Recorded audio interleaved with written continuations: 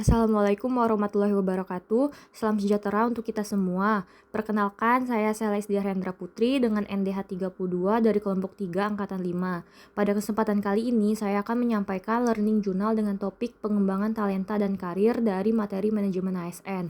Pengembangan talenta dan karir aparatur sipil negara merupakan bagian penting dari reformasi birokrasi, sekaligus amanat yang diatur dalam Undang-Undang Nomor 20 Tahun 2023 tentang aparatur sipil negara. Dalam pasal 46 sampai dengan pasal 48 dijelaskan bahwa pengembangan talenta dan karir dilakukan dengan memperhatikan kualifikasi, kompetensi, kinerja, serta kebutuhan instansi pemerintah. Proses ini dilaksanakan melalui mobilitas talenta baik di dalam satu instansi, antar instansi pemerintah maupun keluar instansi pemerintah. Mobilitas talenta tersebut wajib berlandaskan sistem merit, yaitu sistem yang menekankan pada kualifikasi, kompetensi, dan kinerja sebagai dasar utama dalam pengelolaan ASN. Sistem merit menjamin bahwa pengembangan karir dilakukan secara objektif, adil, dan transparan tanpa dipengaruhi oleh faktor-faktor non-profesional seperti kedekatan pribadi atau kepentingan politik. Bahkan Presiden memiliki kewenangan untuk melakukan mobilitas talenta secara nasional dalam rangka mendukung prioritas pembangunan dan mengatasi kesenjangan talenta antar daerah atau antar instansi.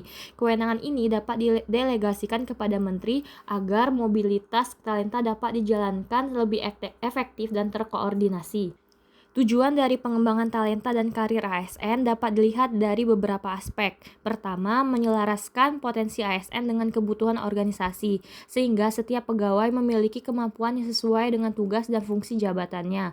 Kedua, meningkatkan kompetensi serta kualitas pelayanan publik melalui pendidikan, pelatihan, pengalaman kerja, dan penugasan. Yang ketiga, yaitu menciptakan birokrasi yang dinamis dengan menyiapkan pemimpin masa depan melalui proses regenerasi yang terencana. Dan yang keempat, memberikan kejelasan serta kepastian jalur karir sehingga ASN dapat melihat arah pengembangan dirinya secara jelas dan objektif.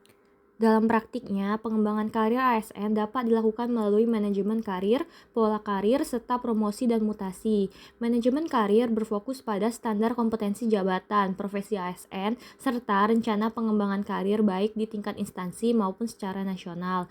Pola karir menggambarkan jalur atau urutan perpindahan ASN dari satu jabatan ke jabatan lain yang bersifat horizontal, vertikal, maupun diagonal. Pola ini dibuat untuk menjamin keselarasan antar potensi ASN dengan kebutuhan organisasi.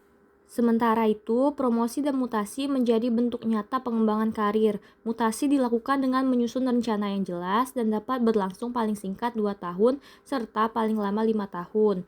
Mutasi didasarkan pada kesesuaian kompetensi pegawai dengan kebutuhan jabatan dan pola karir, sedangkan promosi adalah bentuk pengembangan karir yang bersifat vertikal ataupun diagonal yang memberikan kesempatan bagi ASN untuk menduduki jabatan yang lebih tinggi sesuai dengan kompetensi dan kinerjanya. Selain aspek karir, pengembangan kompetensi juga merupakan elemen yang sangat penting. Setiap pejabat pembina kepegawaian wajib menyusun kebutuhan pengembangan kompetensi, merencanakan, melaksanakan, hingga melakukan evaluasi secara berkala. Bentuk pengembangan kompetensi ini sangat beragam, mulai dari pendidikan dan pelatihan, seminar, kursus, penataran, magang, hingga sekolah kaderisasi.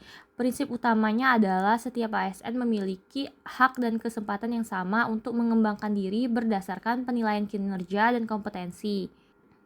Untuk mendukung pelaksanaan pengembangan karir dan kompetensi, setiap instansi pemerintah wajib memiliki sistem informasi manajemen karir yang terintegrasi dengan sistem informasi ASN.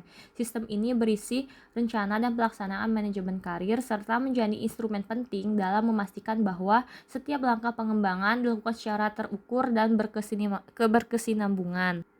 Salah satu komponen yang tidak kalah penting adalah perencanaan suksesi dan penugasan khusus. Perencanaan suksesi dilakukan dengan membentuk kelompok rencana suksesi atau talent pool, yaitu sekelompok ASN yang memiliki kompetensi sesuai jabatan, telah menjalani pengembangan kompetensi, dan memiliki penilaian kinerja yang baik dalam waktu 2 tahun terakhir. Kelompok ini dipersiapkan sebagai calon pemimpin atau pejabat strategis di masa depan. Adapun penugasan khusus merupakan penugasan ASN untuk melaksanakan jabatan tertentu di luar instansi asalnya sebagai bentuk mobilitas dan pengayaan pengalaman.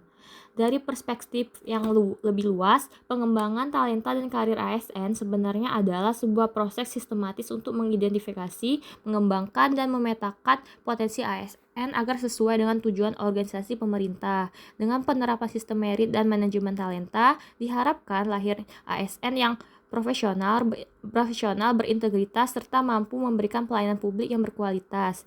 Implementasi kebijakan ini juga memberikan manfaat yang besar, antara lain memastikan adanya kesesuaian antara potensi individu dengan kebutuhan organisasi, mendorong lahirnya pemimpin-pemimpin yang baru melalui regenerasi yang sehat, serta menumbuhkan motivasi dan loyalitas ASN. Pada akhirnya, pengembangan talenta dan karir tidak hanya berorientasi pada individu ASN semata, tetapi juga berkontribusi pada terciptanya birokrasi yang lebih dinamis, efisien, dan adaptif terhadap tantangan pembangunan nasional.